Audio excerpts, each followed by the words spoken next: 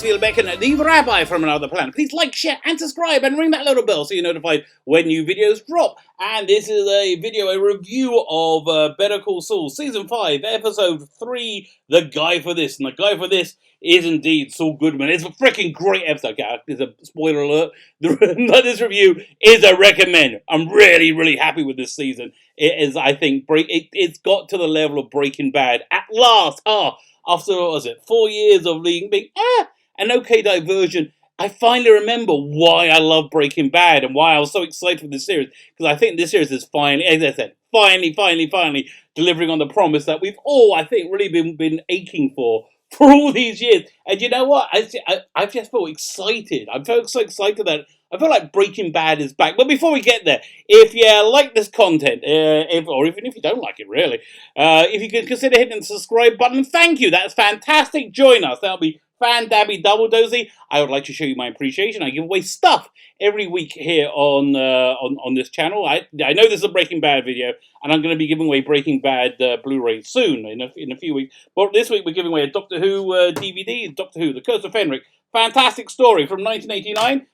If you'd ever seen Doctor Who before, might not be the one to start at. It's very 1989, very English. But I just adore it. All you need to do to win it is subscribe to the channel. Subscribing being the important part, and leave the hashtag love. Hashtag love in the comments. Check the video notes for all the instructions of what you need to do to win it. There's another giveaway also there in the video notes. But forget about all of that. Let's talk about Better Call Saul.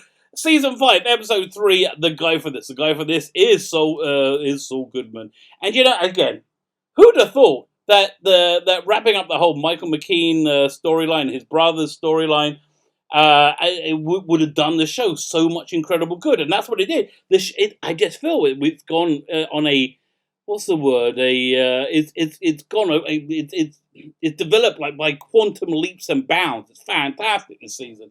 You know, the way this episode's open really reminds me of those weird opening in, was it Season 2 of Breaking Bad, when you had the close-up of the pink teddy bear floating, and you weren't sure what the hell it was. So you had something really similar in this episode, where you got these ants, these real close-up of ants marching and doing anti-stuff, I guess. And then, and then coming to the ice cream, and I quickly realised there was the ice cream that Saul dropped at the end of episode 2. What's the episode 50% off.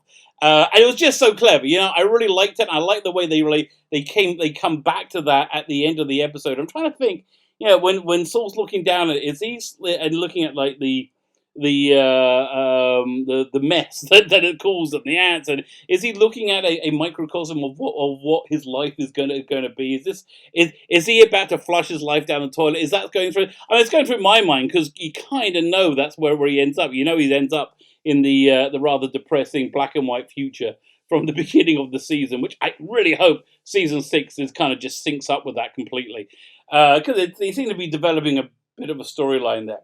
So yeah, we got this like really mesmeric ant opening, which I really love, and then we crash into the worlds finally colliding of Jimmy, Saul, and Nacho, Lalo, and all that coming together.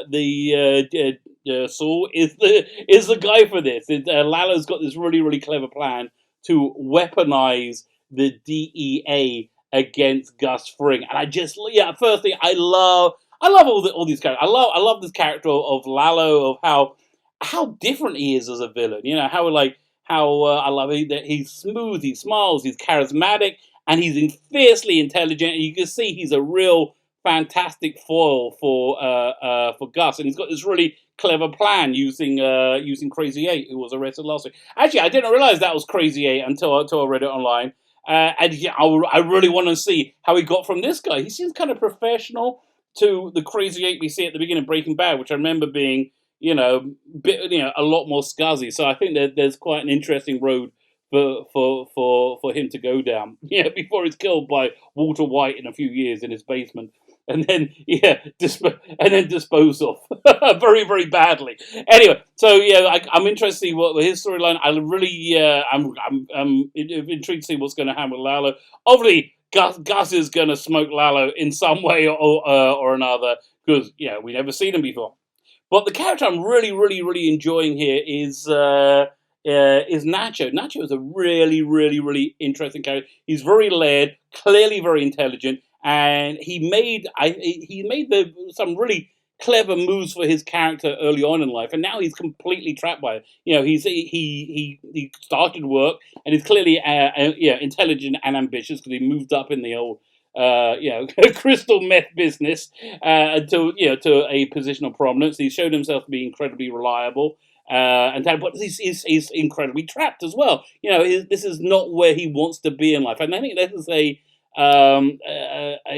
recurring theme of either the episode, the season, or the show in general. He is not in a place where he wants to be, but he's completely trapped there.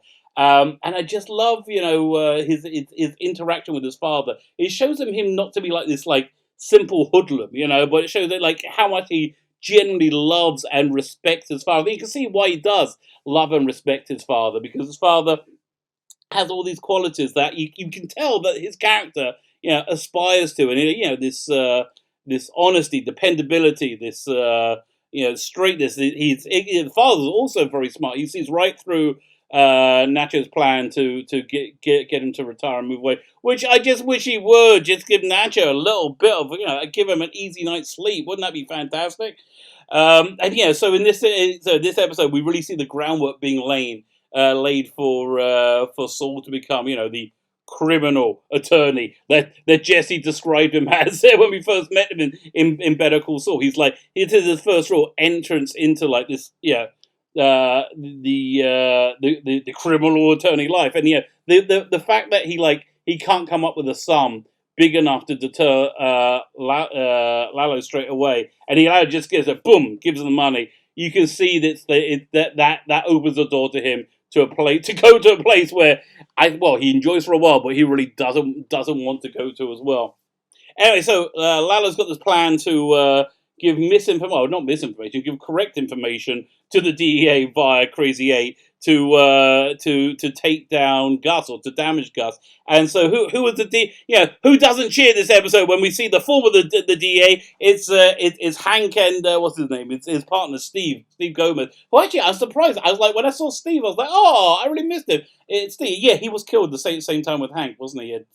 He's in that unmarked grave somewhere in this somewhere in the desert, which what's the name, has the lottery numbers, which is his, where the body is. But it was so nice to see them again. You can see Hank is suffering from a very similar thing that what's his name, Jesse Plemons was when he appeared in El Camino, in that he was clearly A, older, and B, a little bit more rotund. Not far be it from me to point fingers. You could say the same about Steve Gomez as well. Yeah, they clearly look a bit older. But you know what? I think everybody gives them a pass because it's so freaking nice to see them again. Yeah, again, I'm really feeling this way about the season, because I feel like I'm seeing Breaking Bad again. This is really everything that I enjoyed about Breaking Bad. It was the wit, the minutia, the tension, the gateway into this like really terrifying drug, corporate drug world. Just everything I loved about above Breaking Bad is here, and I'm just glad to have it back. The one of the most interesting storylines this week, I thought, was Kim's. And Kim's is going in a really interesting place, because Kim is also, in this position, is asking, is this who I want to be? Is this who I am? Because she's doing her pro bono work, which she's dragged away by Mercer Verde to do exactly the thing that she hates doing. You get the feeling that the guy that she's getting to leave his land is exactly the sort of person that she will be representing against Mercer Verde. So you can tell her soul being just torn apart by just not wanting to do it.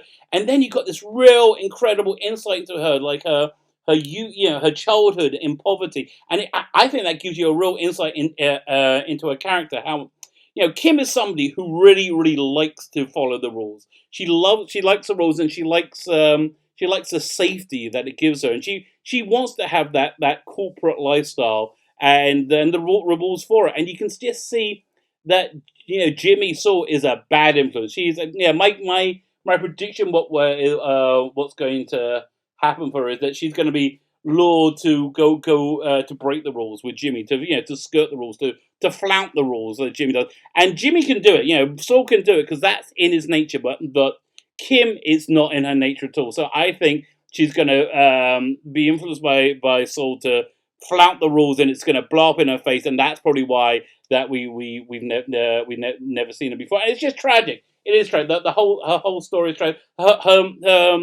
Her storyline this episode is tragic when she's like pouring her heart out to this guy, and she's being so sincere, and she just thinks that she's trying to lawyer him and manipulate, and it really is so sad. You can see her being crushed by it. So yeah, it's going in an interesting direction. I have no idea where it's going. Who knows where it's going? I'm just really, really happy to be on this journey. I think they're doing a fantastic job. Thank you, Vince Gilligan. Look, it took you 4 years to get here. It took you 4 years, but I stuck around, and I'm really glad I did. Prime TV, fantastic. I'm really, really enjoying it. What do you think? Let me know. Put your comments in the comments. That's probably a good way to comment. If you're so good as to leave me a comment, I will take the time to reply to you. Thank you so much for listening, and have yourself a fantastic day.